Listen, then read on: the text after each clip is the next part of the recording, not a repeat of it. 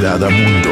Tem que ser tratado como uma questão de prioridade. Prioridade zero. É um direito sagrado. Mirada Mundo. Наша цель – благополучие и процветание российского и китайского народа. Mirada Mundo. 经贸、投资、能源、科技、人文、地方等合作持续推进。 Mirada Mundo. Going to be something UFC event on the South Lawn. Right there, we're going to build an arena. Mirada Mundo. Analizamos los hechos más relevantes del sistema internacional. Mirada Mundo.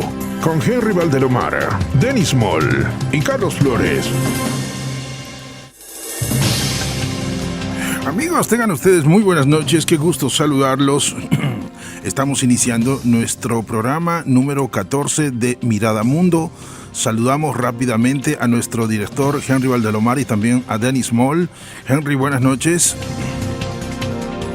Carlos, muy buenas noches y también un cordial saludo a Denis Moll y por supuesto a nuestra amable audiencia en este 14ª edición de Mirada Mundo. Henry, antes de iniciar el programa con todo el contenido que hemos preparado, comentarte que han sucedido evidentemente unos hechos realmente ya importantes en el sistema internacional. Las elecciones en Brasil iniciaron oficialmente, ¿no? Ya comenzaron, ¿eh?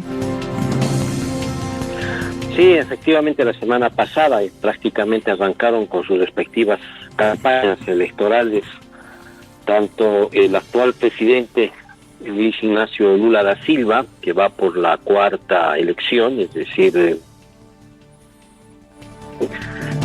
líder histórico de Brasil por el Partido de los Trabajadores, y en la acera del frente, o en la ribera del frente, el hijo del expresidente, el Flavio Bolsonaro, quien los principales candidatos, y ambos en nutridas concentraciones, han iniciado una campaña donde no únicamente son protagonistas ellos, como debería ser en un sistema democrático, sino han intervenido o están interviniendo terceros, lo que enrarece un poco este escenario electoral. La intervención del presidente Donald Trump, así intentando generar una presión financiera, una presión a través del incremento de los aranceles, y por otro lado la intervención del presidente de la Argentina, Javier Milei, que estuvo presente en uno de los actos del partido de Bolsonaro, evidentemente expresando de forma enfática el deseo de él, de Milei y su gobierno, de que sea Bolsonaro y que sea esa la circunstancia en que se erradique lo que él denomina el surdaje en América Latina. También hay otro tema, y no sé, tal vez estamos fuera de contexto, pero por ejemplo hay un hecho que se ha dado en los últimos días en nuestro país, que tiene que ver con el señor o asesor del actual presidente de nuestro país, Rodrigo Paz. ¿Esto de alguna forma afecta tanto a Argentina, a Brasil en particular, que ya está en época preelectoral? Bueno, el señor Cerimedo, Fernando Cerimedo, nacido en la provincia de Misiones, y que antes de incursionar en este campo de la, entre comillas, consultoría o asesoramiento electoral, se desempeñaba como un conductor de taxis allí en ciudad de Mar del Plata mientras estaba estudiando Derecho. Por esas circunstancias de la vida tuvo ocasión de conocer el entorno de Javier Milei, y a partir de ese contacto empezó a incursionar en el ámbito político y particularmente en tener algún nivel de responsabilidad en lo que es la coordinación probablemente de algunos programas allí en los Estados Unidos, en la Argentina. Lamentablemente su participación en la Argentina ha dejado mucha tela que cortar. Hay dudas razonables sobre la transparencia y su conducta. Por ello es que inclusive Milei se ha distanciado de él y se atribuye que él ha sido quien filtró determinados audios que involucran a su hermana Karina Milei de estar comprometida ella en un manejo irregular de fondos públicos. Uy. De igual forma tuvo algún nivel de participación en el Brasil y también ha prácticamente huido, podríamos decir, del Brasil por estar también involucrado en hechos que no guardan correspondencia con la legalidad de esos hechos. Por circunstancias también que a veces tiene la vida, este caballero Cerimedo era profesor de Catalina Paz Urquidi, la hija del presidente, probablemente en algún programa de educación en el que él quizás exponía la experiencia que había alcanzado estos años atrás en lo que es el marketing político y el uso de redes. Él ha alcanzado una solvencia, un conocimiento sobre lo que es el manejo de redes y efectivamente se mostraba en distintos foros como un exitoso asesor en marketing político, pero también decía que no solamente hay que hacer ganar al candidato, sino hay que administrar el gobierno. Y eso es lo que parece que ha ocurrido en Bolivia, pues la esposa de Rodrigo Paz fue quien y a partir de esa relación que surge en la segunda vuelta, en el que Cerimedo se constituye en asesor y por supuesto trabaja muy de cerca con Catalina, y que él en otros escenarios también se atribuye el éxito de la campaña electoral y la victoria de Rodrigo Paz. Ese éxito electoral que en alguna medida se atribuye le abrió las puertas y muy probablemente la confianza de Rodrigo Paz, quien, bueno, las investigaciones tendrán que determinar el grado de proximidad, conocimiento que tendría Rodrigo Paz respecto a las actividades que desarrollaba en territorio nacional Fernando Cerimedo. Lo cierto es que en aquel propósito del presidente Rodrigo Paz de llevar Bolivia al mundo, efectivamente se ha llevado Bolivia al mundo. Esta noticia ha tenido una repercusión internacional como ninguna otra en muchos años atrás, pero lamentablemente generando una penumbra y quizás algo de vergüenza por la forma en cómo se ha divulgado a partir de un intento de homicidio, de feminicidio, que se le atribuye a él la autoría intelectual contra quien ha denunciado este intento, que es la activista Beller, Nadia Beller. Correcto. Bueno, y eso está para largo. El día de hoy fue sentenciado, fue llevado a la cárcel, tengo entendido que es por 180 días en Chonchocoro. Seguramente se va a iniciar después las investigaciones para más adelante, para ver cuál será su situación. Pero ¿esto afecta a Brasil? ¿Afecta en parte a la época electoral, Henry? ¿Perdón? ¿Esto afecta a Brasil, ya que están en época preelectoral? ¿No? ¿Para nada? No, el caso de Cerimedo no va a afectar. Perfecto.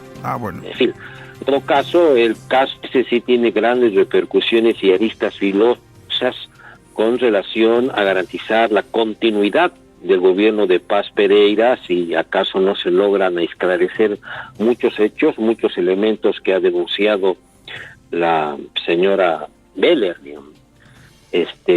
La situación del gobierno es bastante crítica y ya lo había advertido hace un mes y medio un un miembro de un think tank de los Estados Unidos, el Consejo Estratégico de Análisis Internacional, una institución muy importante en los Estados Unidos, de la que es miembro Evan Ellis.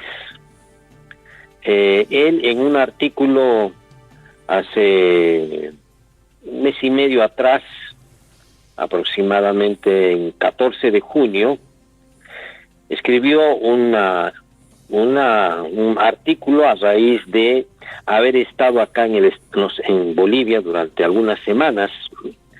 Ese artículo ha sido publicado y titula Crisis de gobernanza de Bolivia bajo Rodrigo Paz. Y en ese artículo él plantea de que el futuro de la continuidad del presidente Paz está en entredicho, pues hay una serie de factores producto de errores cometidos por parte del gobierno de Paz, como aquellos casos de las maletas que no han sido esclarecidas hasta la fecha, el caso del oro, que también no ha sido suficientemente esclarecido. Es decir, esa crisis que se heredó, que evidentemente ahí el gobierno de Paz ha sido bastante incisivo en señalar de que la crisis es una crisis heredada principalmente por no haberse realizado la exploración correspondiente para poder satisfacer la demanda de gas de los principales mercados a los que exportamos, sumado a lo que él decía en campaña junto con otro candidato, de que hubo un derroche desmesurado de aquellos recursos que provenieron de la exportación de gas en los pasados años y que lograron alcanzar una reserva internacional de 14.000 millones de dólares, y que progresivamente ello se fue reduciendo a poco menos de 2.000 o 3.000 millones de dólares.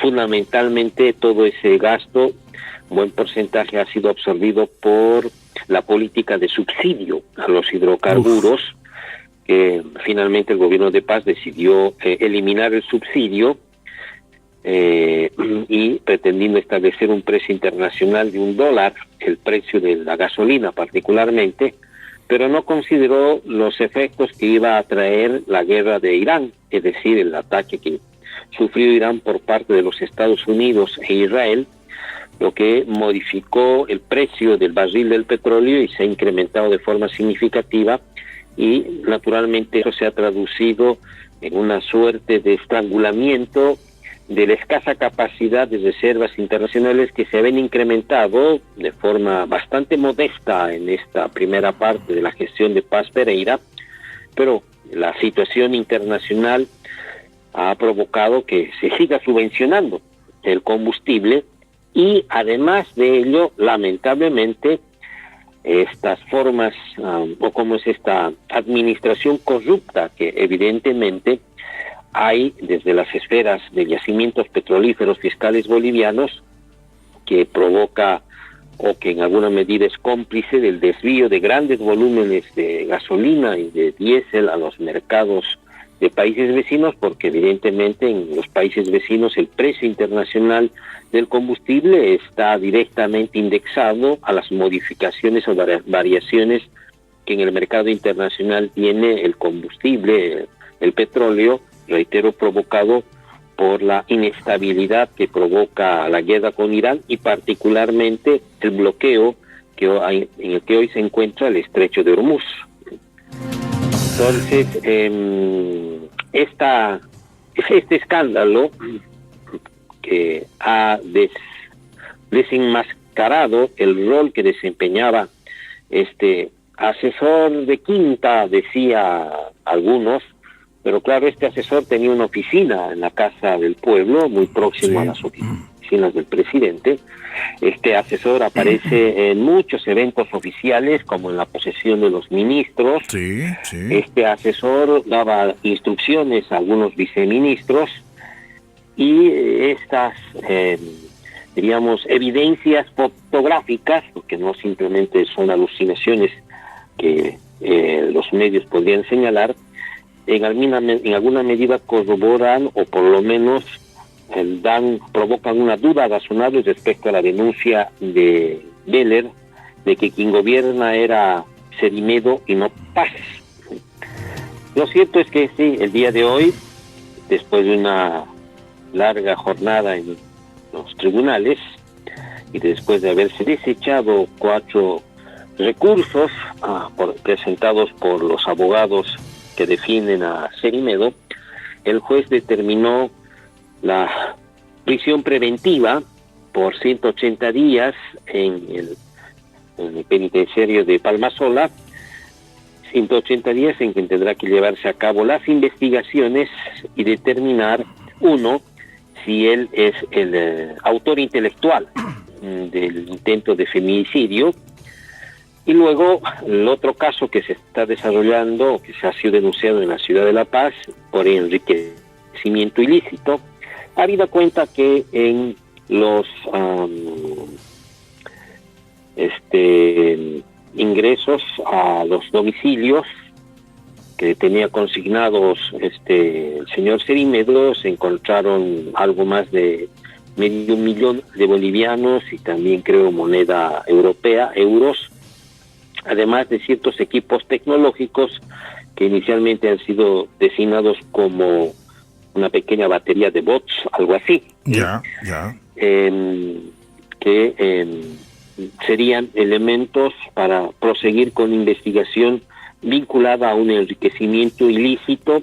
Y luego hay un tercer elemento, que es la existencia de una tarjeta personal en el que se figuran los símbolos de la presidencia y él cumpliendo el rol de asesor principal del presidente constitucional del Estado Plurinacional de Bolivia, Rodrigo Paz Pereira, y con un correo electrónico oficial de la presidencia.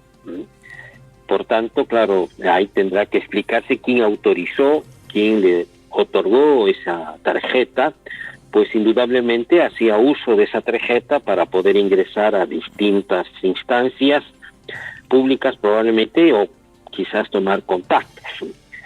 Lo cierto es que el caso Cerimedo, que se detona a partir de este atentado de feminicidio el pasado 17 de agosto, curiosamente acá hay una coincidencia de la fecha con 2 otros acontecimientos. Recordemos que el 17 de agosto del pasado año, 2025, Paz Pereira ganó en primera vuelta las elecciones. Mire usted. El 17 de agosto es el día en que se celebra el Día de la Bandera, y un 17 de agosto ocurre un atentado de esta naturaleza, lo que, claro, para los cabalistas y aquellos que a veces intentan encontrar en las coincidencias cierto patrón de comportamiento, lo cierto es que este 17 de agosto se ha asomado una peligrosa y comprometida penumbra sobre el gobierno de Paz, que es lo que ya había advertido Evanelis en este artículo del Centro Estratégico de Estudios Internacionales del pasado 14 de junio. Bueno, se ha complicado el tema, ¿no? Se ha complicado definitivamente. Ahorita esta información o este hecho está precisamente encabezando la agenda informativa. Bueno, en el ámbito internacional, en el tema que el día de hoy vamos a tocar en Mirada Mundo es la escalada, que es muy posible. Estados Unidos se está preparando o está comentando prepararse para una escalada nuclear. Henry, eso es muy preocupante, ¿no? Sí, efectivamente, el tema central de nuestra edición de hoy lo hemos titulado, sí, efectivamente, el escalonamiento de la tensión internacional, pues como vamos a poder escuchar más adelante, testimonios de figuras muy importantes a nivel internacional de tanto de Estados Unidos, particularmente como de Rusia y de Irán, hay una coincidencia, temor en algunos casos, otros estimulando, impulsando acción de esa naturaleza, lo que genera incertidumbres respecto a un futuro inmediato con respecto a la continuidad de garantizar la paz internacional. Pero antes, una breve referencia a lo que está aconteciendo en el ámbito político doméstico de los Estados Unidos, pues debemos señalar que en primera semana de noviembre va a llevarse a cabo las elecciones legislativas en los Estados Unidos, de renovación de mitad de los representantes de la Cámara del Poder Legislativo de los Estados Unidos, o lo que suele denominarse como la elección de medio término, donde generalmente es casi como una suerte de puesta en consideración del electorado estadounidense respecto a la gestión del presidente que está en ejercicio. Ya. Y de acuerdo a ya desde el año pasado se empieza a advertir que no necesariamente la población está muy satisfecha con la gestión de Donald Trump. Un primer elemento que puede ser como punto de referencia fue las elecciones para alcalde de la ciudad de Nueva York, una importante ciudad, donde ganó un ciudadano estadounidense, pero de origen musulmán chií, que se identifica como socialista democrático del Partido Demócrata y que es parte de la estructura de los socialistas democráticos allá en los Estados Unidos. Zohran Mamdani. Él le ganó y con bastante diferencia al candidato republicano.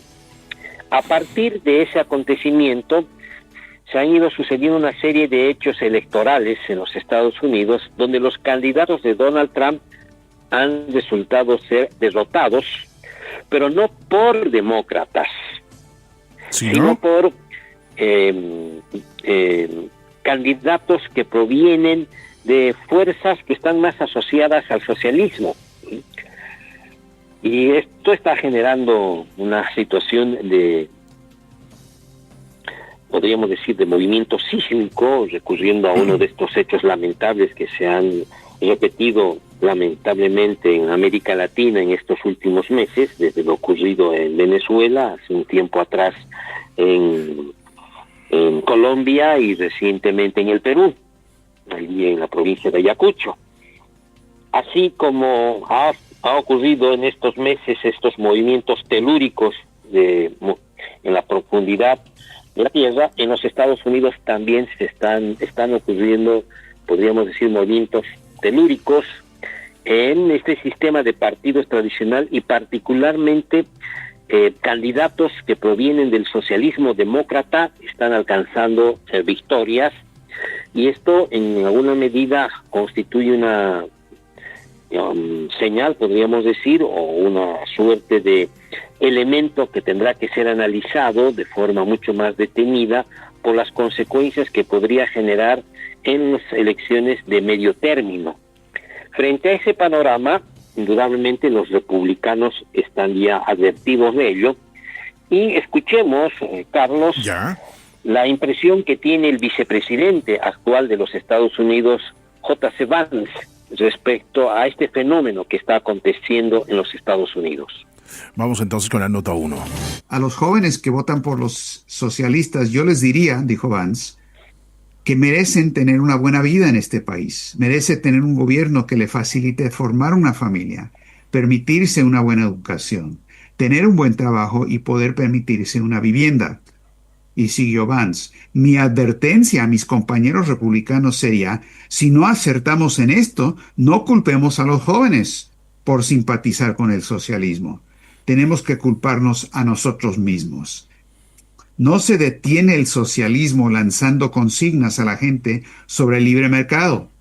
Por mucho que me guste el libre mercado, dijo Vance, el socialismo se detiene mejorando la vida de las personas.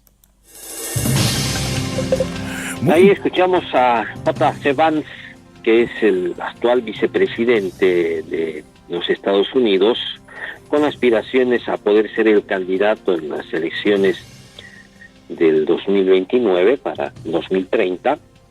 Está compitiendo con el otro que también se asoma como alguna posibilidad, que es el actual secretario de Estado. Señor Rubio. Lo relevante del discurso que brindó ante un público relativamente reducido, pero de peso específico en el seno del Partido Republicano y particularmente del sector MAGA, que es el sector de los republicanos más conservadores, que han llevado a Donald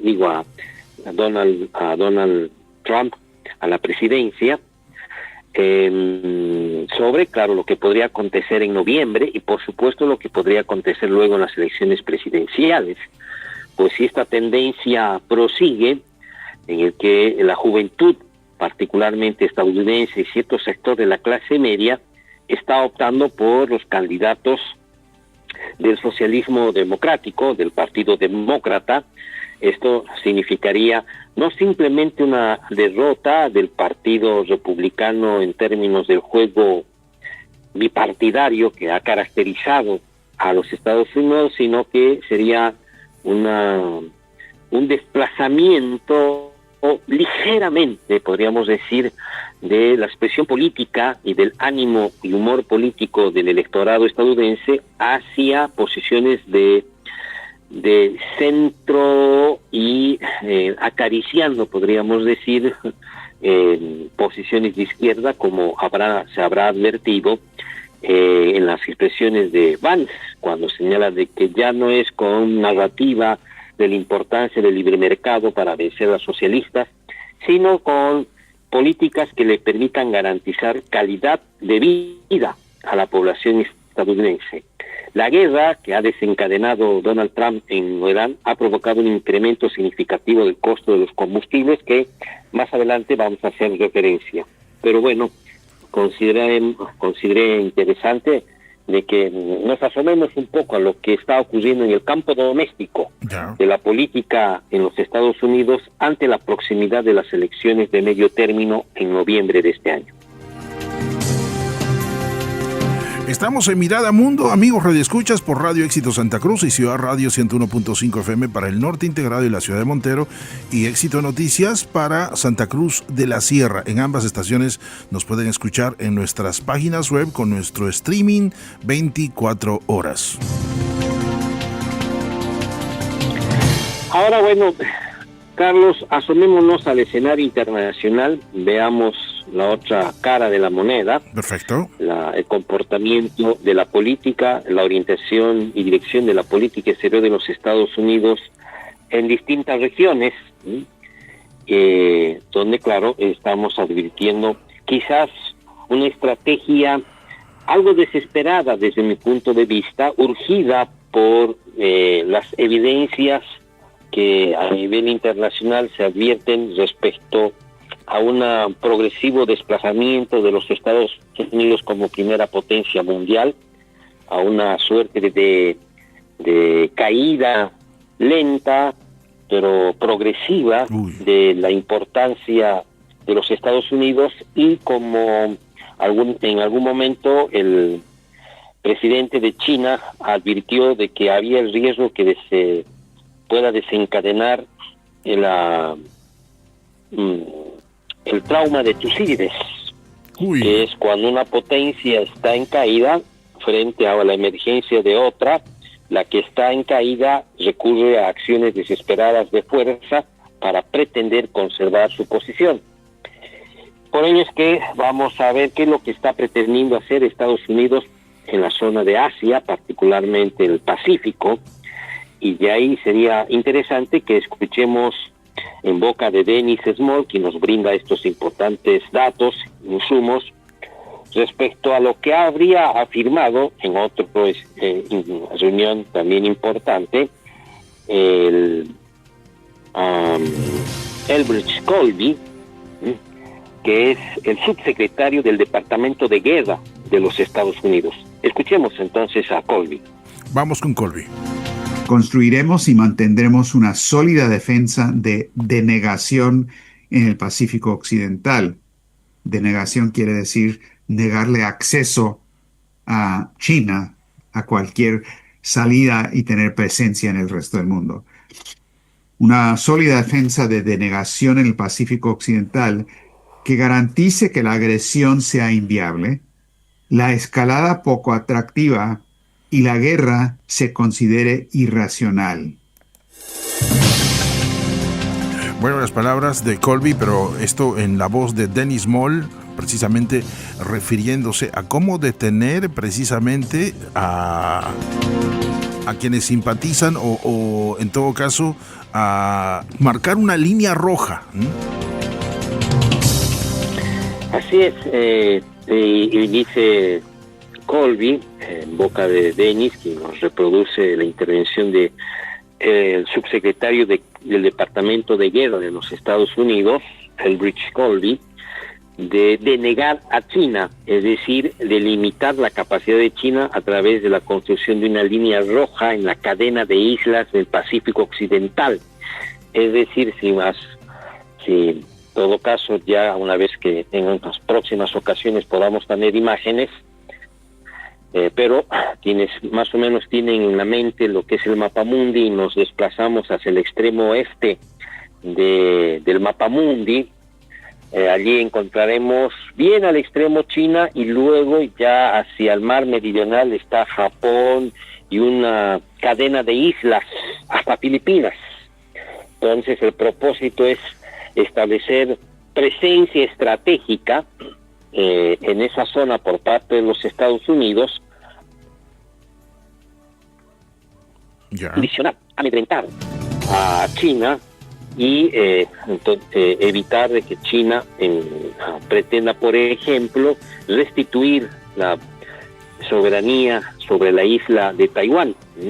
Ese es un primer intento y, por supuesto, acciones de esta naturaleza puede que provoquen mayor nivel de tensión, incrementando los niveles de riesgo de que se desencadenen hechos de violencia, pues indudablemente tanto Estados Unidos como China realizan ejercicios militares en una zona y algún ejercicio militar podría luego no estar tiene hecho fortuito y ese hecho fortuito puede traducirse luego en un escalonamiento de conflicto.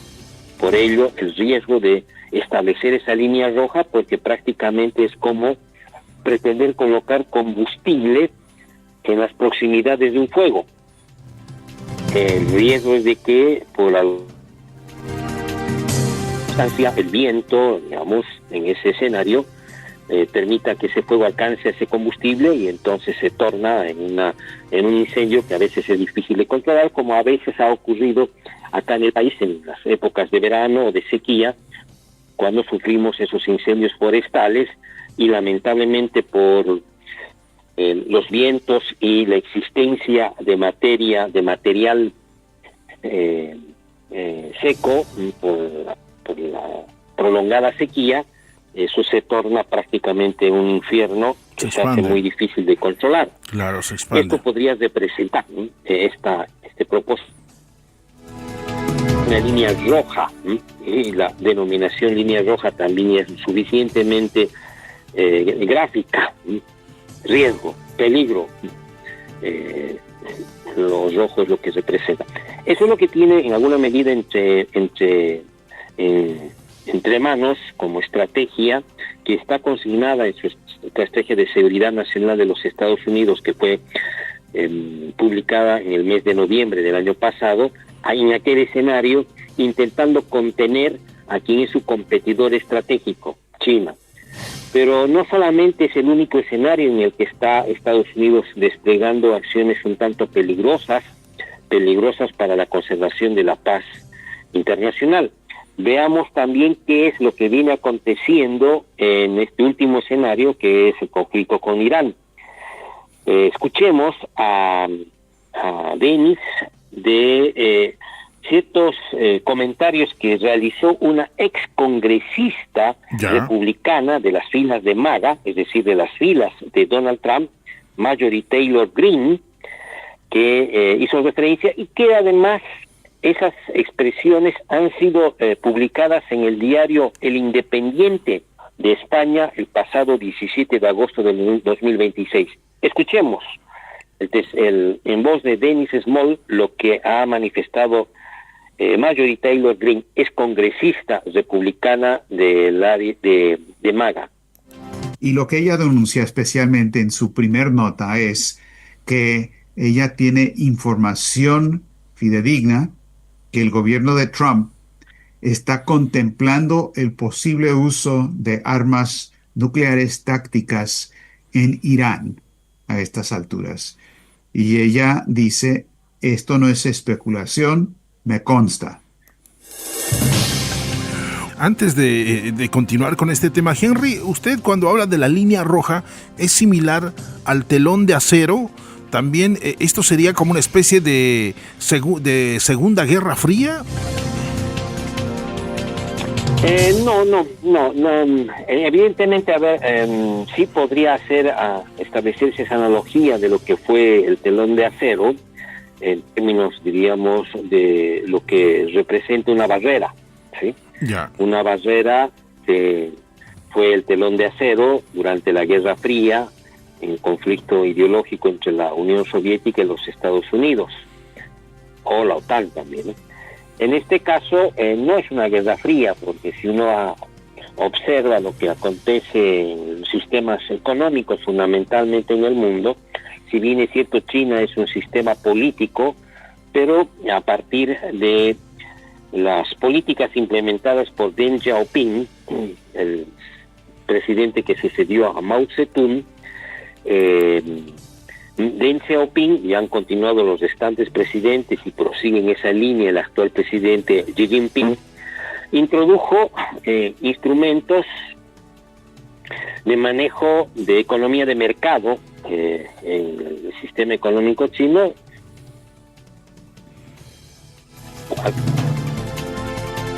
bastante sorprendentes en las pasadas décadas, a un promedio de 10% de crecimiento anual de su PBI. Por eso es que muy rápidamente ha logrado alcanzar los niveles de crecimiento y desarrollo obtenidos en el occidente y prácticamente está a pocos años de poder superarlos. Por tanto, pensar que es una nueva guerra fría, porque conceptualmente la guerra fría únicamente debe asignarse o en todo caso reconocerse como el conflicto ideológico.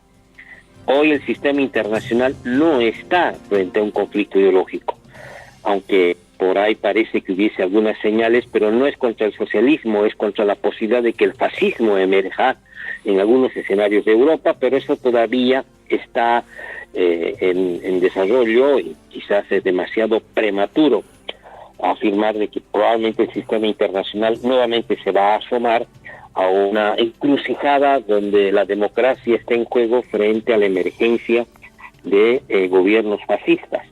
Pero lo que sí es evidente ya desde hace un tiempo atrás, que hay una competencia estratégica en función del desarrollo tecnológico.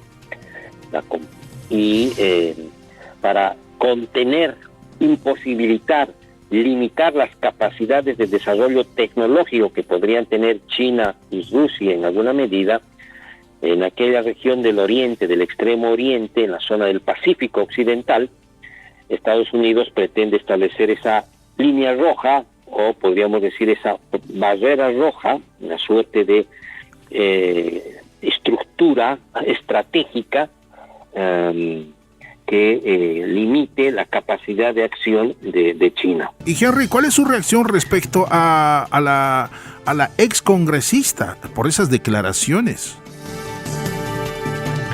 Sí, bueno, era muy aliada Marjorie Taylor Greene de Donald Trump, es parte del entorno MAGA, esta estructura que respalda a Donald Trump.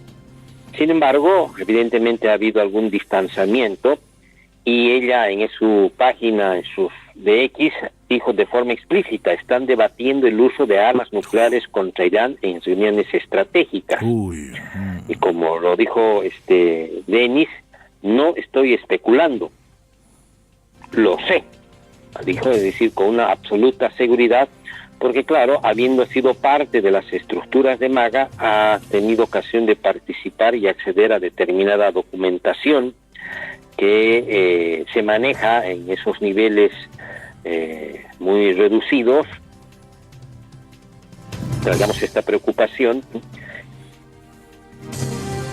Por supuesto, está sujeto a que se confirme, probablemente esto será confirmado en las próximas semanas, y a veces los hechos son los que ratifican este tipo de presunciones, pero bueno, todavía no ha sido ratificado. Así también lo señala, reitero, el diario El Independiente de España, en su edición del pasado 17 de agosto. Es una hipótesis no descabellada, dadas las características que hemos advertido en el comportamiento de Donald Trump. En todo caso, para corroborar ese tipo de comportamiento de Donald Trump, escuchemos la nota en la que se hace referencia a cuál es el pensamiento de Donald Trump en la voz de Dennis Small. Vamos con la nota. Es de Trump, que en un discurso que dio en New Jersey le dijo a la población de Estados Unidos que deje de quejarse por la subida del precio de la gasolina, que solo ha subido un poquito, dijo, y que deben aguantar eso porque vale la pena para derrotar a Irán. Y luego anunció alegremente que muy pronto declararé el estrecho de Hormuz territorio de los Estados Unidos. Wow, es mucho don Donald Trump, definitivamente. Y esa afirmación que nos comparte Denis, en alguna medida guardan correspondencia con lo que la congresista es decir, Donald Trump se caracteriza por la imprevisibilidad de su comportamiento, y porque lamentablemente cuando inicia sus operaciones militares junto con Israel, motivado más por Israel que por quizás decisión propia, teniendo en cuenta que el principal enemigo de Israel es el gobierno de Israel, de Irán. Entonces inició las acciones militares con eso de que iban a hacer caer el régimen. Eso no ha ocurrido, y claro, hay una obsesión, y esto constituye una suerte de derrota estratégica por el momento, y claro, no está pudiendo salir de la mejor forma de este conflicto, y ante una situación de esa naturaleza y teniendo costos sociales, económicos en los Estados Unidos, de ahí que en la primera parte del testimonio dice, bueno, aguanten a los estadounidenses que vamos a lograr algo muy importante, y en pocos días más voy a tener control de el estrecho de Hormuz, porque eso permitiría que el flujo del petróleo, que más o menos es un 25% el volumen de petróleo que transita por esa zona, permitiría que baje considerablemente el costo del barril del petróleo, y este proceso inflacionario de precios que está viviendo la economía norteamericana también sea controlada, y entonces ya el panorama electoral de la elección de medio término y para las elecciones de 2030 no sea tan angustiante. Por tanto, entonces, esa posibilidad de uso de armas tácticas nucleares no es una suerte de exageración, es una posibilidad, es casi como un péndulo o como una espada de Damocles que se mantiene ahí de forma continua y que lamentablemente genera incertidumbre en el sistema internacional. Pero escuchemos cuál es la respuesta de quien es el viceministro de Asuntos Exteriores de Irán, Qasem Gharibabadi. Vamos con la nota. Qasem Gharibabadi dijo lo siguiente: el estrecho de Hormuz no se puede confiscar con un tuit o un portaaviones, ni emitiendo una orden, ni lanzando un discurso electoral, le aclaró a Trump. Esto para indicar el nivel de separación de la realidad en el teatro de guerra que existe ahí de lo que está pensando Washington y Trump en particular. Estamos en Mirada Mundo, amigos Radio Escuchas, en nuestro programa número 14. El programa se emite todos los miércoles a partir de las 22:30, con excepción en algunas oportunidades por motivos de fuerza mayor en otro horario. El reprise sábado, por si acaso, 8 de la mañana en Ciudad Radio. Y mañana también emitimos este programa, por si acaso. Bueno, ahí escuchamos las reacciones de sí. Qasem Garibabadi respondiendo a Donald Trump. Esta respuesta también ha tenido repercusión o ha sido difundida a nivel internacional. En el diario La República del Uruguay encontramos la nota relativa a esta reacción de Qasem Garibabadi, en el que, bueno, como hemos escuchado, hay una posición firme del gobierno islámico de Irán cuando Garibabadi señala que el estrecho de Hormuz ha sido iraní, es iraní y seguirá siendo iraní, y este estrecho solo se abrirá y se cerrará por orden de Irán.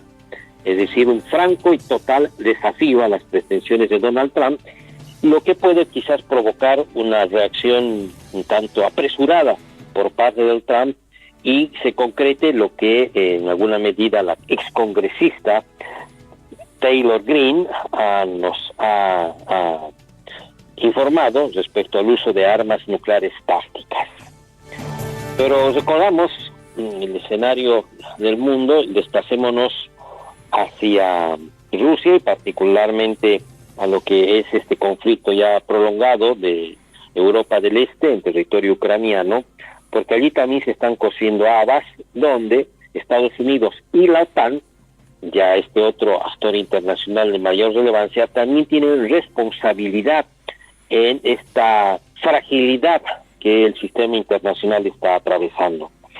En todo caso, escuchemos entonces qué es lo que había manifestado el canciller de la Federación Rusa, Lavrov, respecto a la presión que estaría ejerciendo algunos países del occidente sobre Rusia para que ya definitivamente se declare la paz en la línea de contacto y se termine esta guerra. Pero ¿qué es lo que ha contestado Lavrov respecto a esa propuesta? Vamos con la nota. Lavrov hizo declaraciones en una entrevista donde dice un par de cosas. Primero, a la gente que le dice, bueno, detengamos la guerra en la línea de contacto actual, y él dice, imposible, no lo podemos hacer. Se requiere una solución duradera y esto no puede ni plantearse, dice. No se trata de la comodidad de nadie hoy en día. Nuestro pueblo está sufriendo y muriendo en estos ataques terroristas. Se trata de nuestra responsabilidad ante los 1000 años de historia de Rusia. Cierra comillas. Una interesante respuesta, además reflexiva, ¿no? Sí, pero marcando también la posición que Rusia está teniendo frente a lo que ya considera que es una agresión, no solamente de Ucrania, sino de parte de la OTAN. Pero además de ello, escuchemos la otra nota, también atribuida a las expresiones de Lavrov respecto a las acciones más agresivas, casi diríamos, de acoso sistemático que viene sufriendo Rusia con respecto a algunas actividades comerciales que Rusia realiza en algunos escenarios, en algunos rutas comerciales. Escuchemos nuevamente a Lavrov dijo, se han arrogado el derecho no solo de detener e inspeccionar buques, sino incluso de confiscar su carga y venderla para generar ingresos. Y dijo, como estos ingresos ahora se están usando por parte de Ucrania para lanzar la guerra en contra de Rusia, dijo, como dijo Putin, Rusia responderá de la misma manera a este robo. Elegiremos los objetivos como consideremos oportuno, centrándonos en los buques al servicio de países que han convertido el saqueo y la piratería en su política oficial.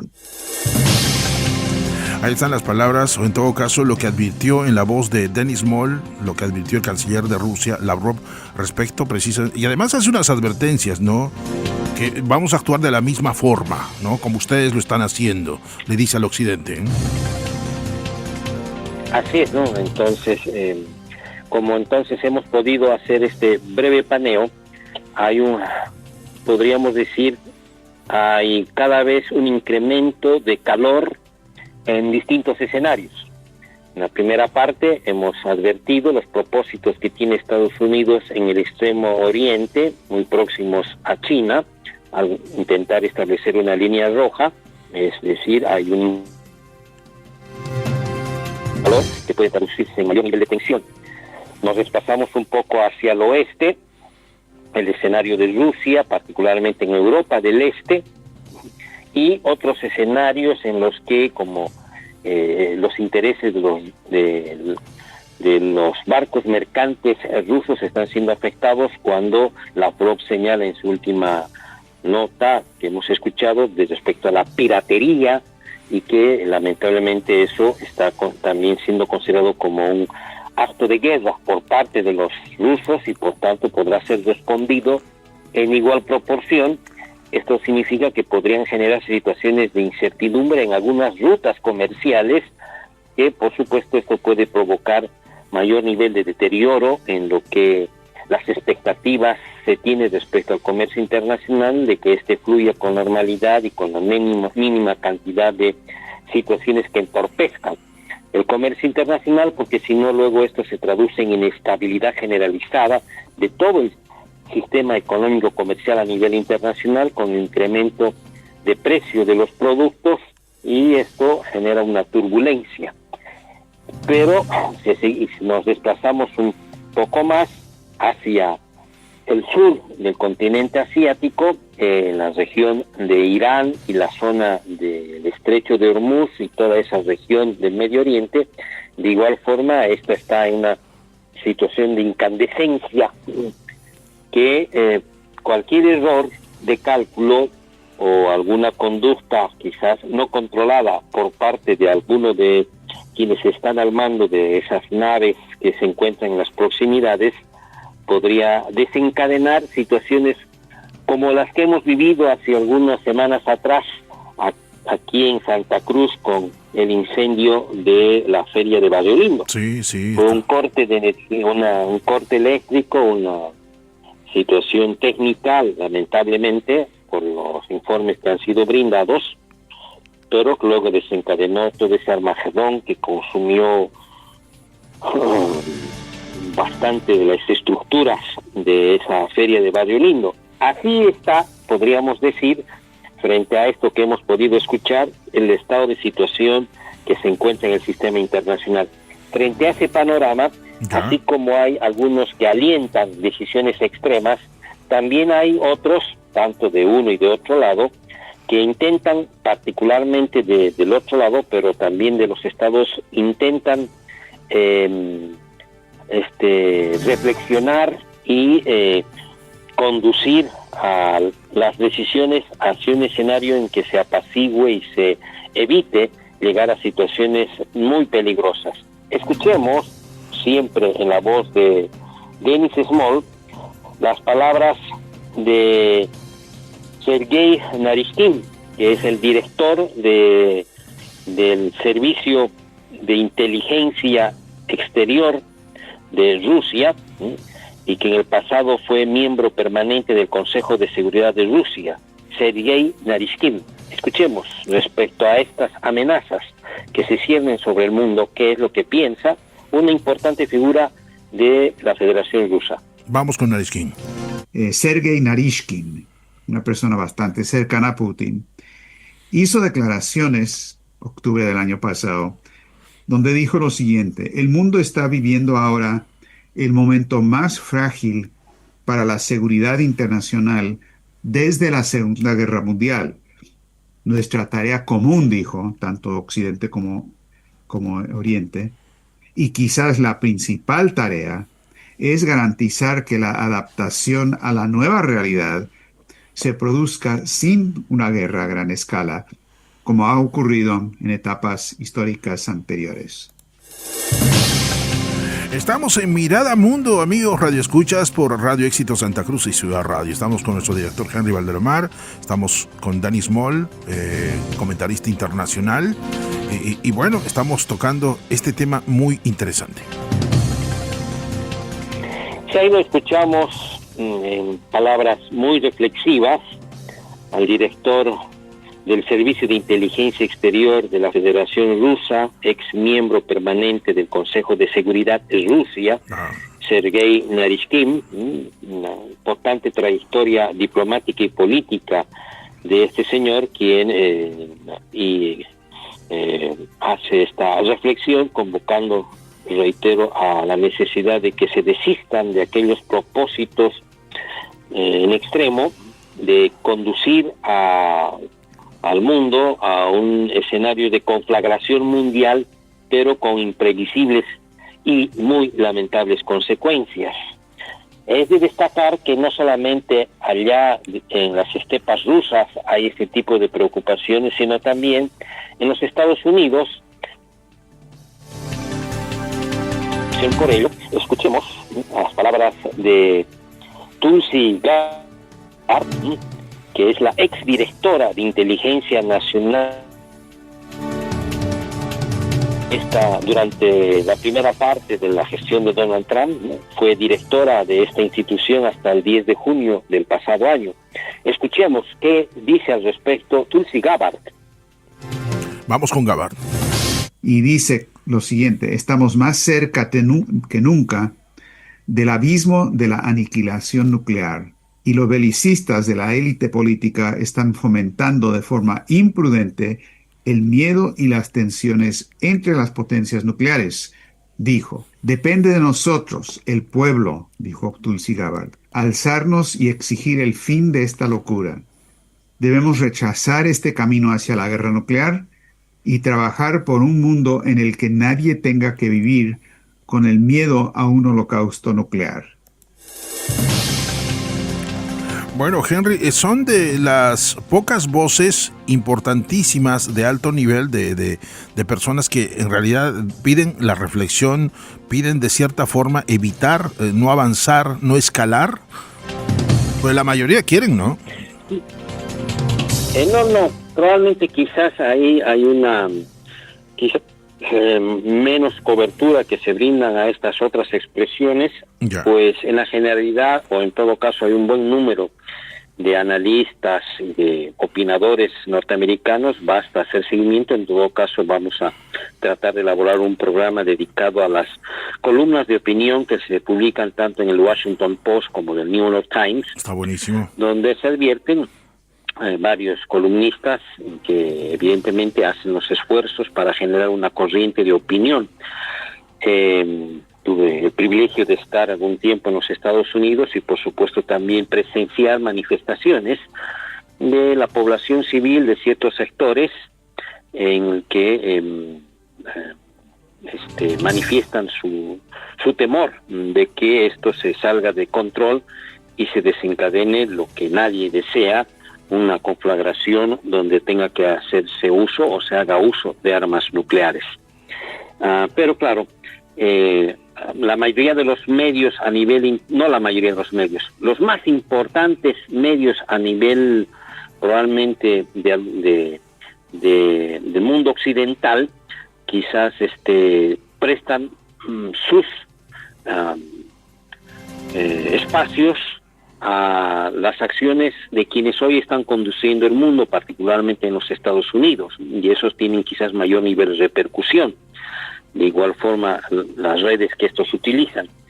Pero hay varias organizaciones no gubernamentales en los Estados Unidos, institutos por la paz, por ejemplo, que ya de forma mucho más explícita han realizado una serie de acciones, concentraciones ahí en las inmediaciones de lo que es el obelisco, el monumento a George Washington, intentando revertir esta situación. Y en función de eso, por ejemplo, solicitémosle y escuchemos la opinión que tiene al respecto de Dennis Small, que es de uno de esos importantes think tanks de los Estados Unidos, el Instituto Schiller. Y escuchemos la opinión de Dennis. Vamos con Dennis. Y esto abre la posibilidad de que se pueda crear a nivel internacional fuerzas que insistan, por lo menos, que esto no puede llegar a una guerra termonuclear y que se requiere dar marcha atrás, regresar a la idea de Kennedy, de Reagan, de Khrushchev, de que una guerra nuclear nunca se puede librar porque nadie la puede ganar. Y que con esa piedra angular empecemos la discusión de los cambios fundamentales que se requieren para crear una nueva arquitectura internacional de desarrollo y de seguridad, y eso pasa necesariamente por la reorganización por bancarrota completa del sistema financiero actual, con sus 2,4 billones o miles de billones de dólares de valores especulativos. Y ese es el cuadro estratégico que vemos ante nosotros en este momento. Bueno, la opinión de Dennis Moll respecto al tema que hemos tocado. Henry, una consulta así, pero a ver, si digamos Estados Unidos ataca a Irán con bombas nucleares, el sistema internacional tiembla, Rusia responde así nomás, China responde, esto se hace así de fácil, así nomás uno puede atacar con bombas nucleares. Bueno, Estados Unidos sí está en condiciones porque lamentablemente los tratados de no proliferación nuclear ya no están en vigencia, esa situación está en el limbo. Entonces todos quienes en alguna medida habían suscrito esos tratados de no proliferación nuclear hoy no tienen esta suerte de contención, de camisa de fuerza que representaban los tratados de no proliferación nuclear, y Estados Unidos, en función de la capacidad que con lo que cuenta, podría encontrar la excusa suficiente para poder disponer o en todo caso recurrir a armas tácticas nucleares. La tesis de los sectores más conservadores, o como se denominan de los halcones en los Estados Unidos, es que al utilizar tácticas nucleares estarían en condición de poder ejercer algún nivel de control de los daños y extensión de la radiación que podrían ocasionar este uso. Indudablemente Irán no se quedaría con los brazos cruzados y contestaría utilizando también capacidades que en alguna medida probablemente tiene ya desarrolladas, quizás no la misma característica, pero utilizaría también otros recursos violentos. Tienen misiles, bombas nucleares, pero misiles suficientes que puedan alcanzar la capital de Washington, y que no permite el sistema antimisiles de los Estados Unidos poder actuar oportunamente, porque son muy veloces estos misiles con los que cuenta Irán, y esto luego, claro, generaría una cadena de reacciones que puede después desencadenar el involucramiento de otros, porque acá en alguna medida podría ocurrir lo que ocurrió en la Primera Guerra Mundial. Esas alianzas que se establecieron de forma secreta, mientras estaba vigente la diplomacia secreta, provocó que la guerra se extienda como un juego de dominó. Eso podría ocurrir, por ello es que tanto Gabbard como otros, como hemos escuchado también de Narishkin, la probabilidad de que se pueda ejercer o se desencadenar una guerra nuclear táctica controlada es improbable, porque el proceso de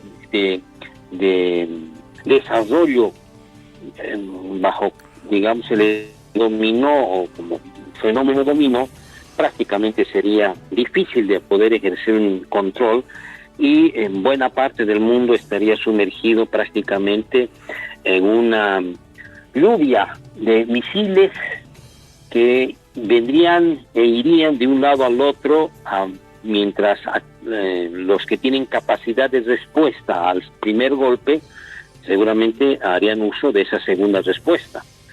Y no hay instrumento jurídico internacional que lo evite. Complicado.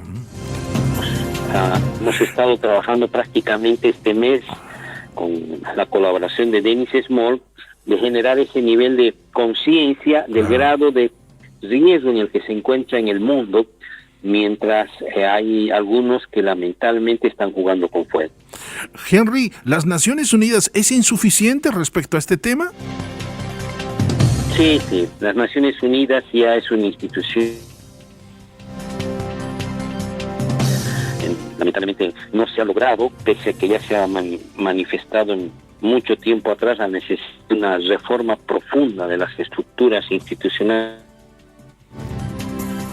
de aquella institución que fue creada a raíz de la Guerra Fría, el conflicto ideológico en la Segunda Guerra Mundial, después de la Segunda Guerra Mundial, que es el Consejo de Seguridad, donde hay 5 permanentes y hay 10 que rotan cada 2 años, pero prácticamente esa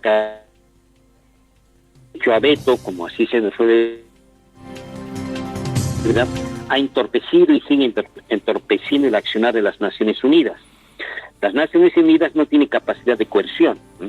Es una catedral, podríamos decir, de los buenos propósitos de paz y seguridad internacional, que fue efectiva y funcionó durante la Guerra Fría, pero habiéndose diluido ese escenario internacional, ese orden internacional, evidentemente urge la necesidad de hacer profundas modificaciones en la estructura institucional para otorgarle mayor nivel de eficacia y acción inmediata para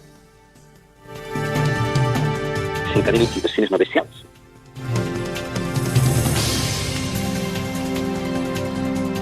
Henry, la última parte no lo escuchamos, se cortó. Decía que las Naciones Unidas ya resulta ser insuficiente, prácticamente ineficaz, porque esta organización internacional emergió en función de las circunstancias que significó la finalizada la Segunda Guerra Mundial. En el seno de las Naciones Unidas hay un organismo que ya debe ser modificada, que es el Consejo de Seguridad, donde hay 5 que son miembros permanentes y que ejercen el derecho de veto.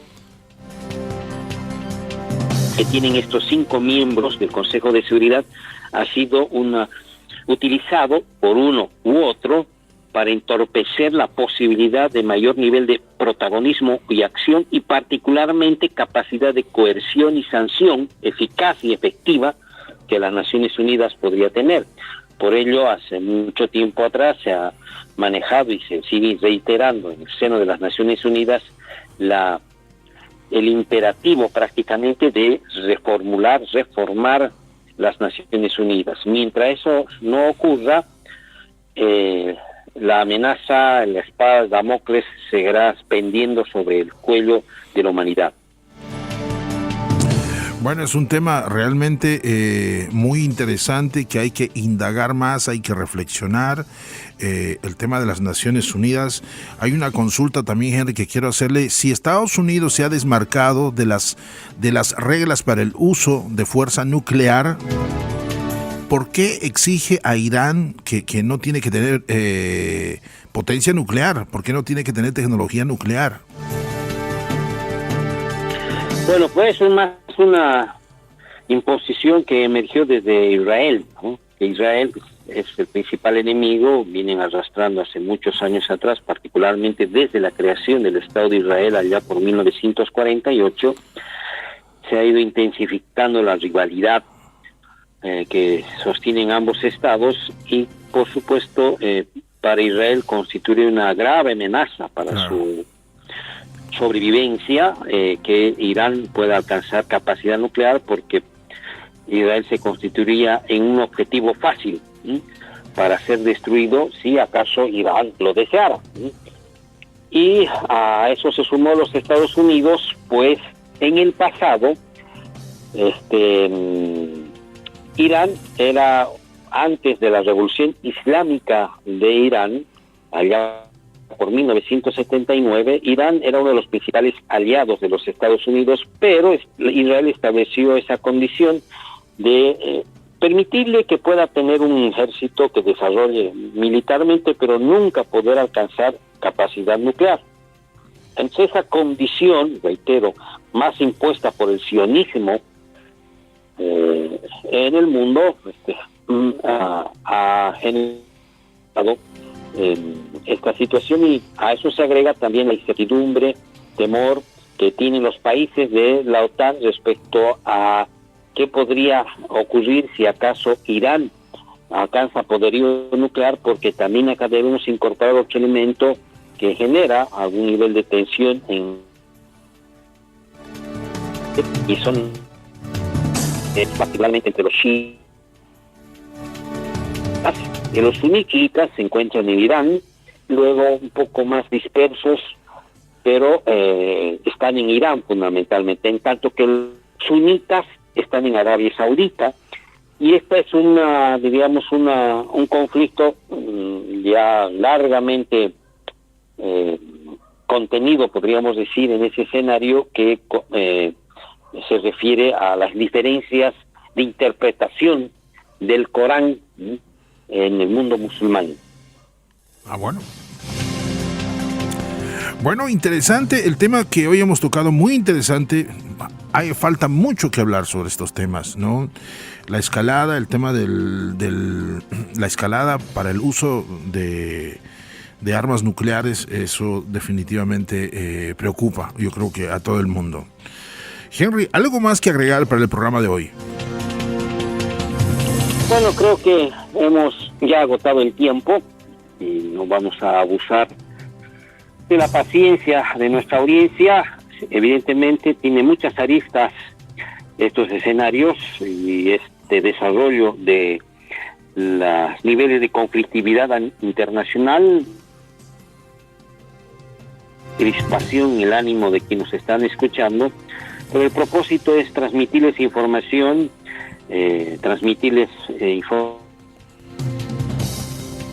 por especulación alguna. Hay instituciones muy responsables de unos y de otros en las que se llevan a cabo. El Instituto Schiller es una institución de larga data y muy reconocida en el medio de los Estados Unidos, y seguiremos, pues, en la medida de lo posible, seguir brindándoles este tipo de información semana a semana. Conmigo será hasta el próximo miércoles, y un gran saludo a Dennis Small. Que tengan muy buenas noches, Carlos. Buenas noches, Henry, y buenas noches a Dennis Small y amigos Radio Escuchas. Hasta el miércoles, un abrazo. Mirada Mundo. Tem que ser tratado como uma questão de prioridade. Prioridade zero. É um direito sagrado. Mirada Mundo. Наша цель – благополучие и процветание российского и китайского народа. Mirada Mundo. 经贸、投资、能源、科技、人文、地方等合作持续推进。Mirada Mundo. Going to be something USC event on the South Lawn. Right there, we're going to build an arena. Mirada Mundo. Analizamos los hechos más relevantes del sistema internacional. Mirada Mundo. Con Henry Valdelomar, Dennis Moll y Carlos Flores.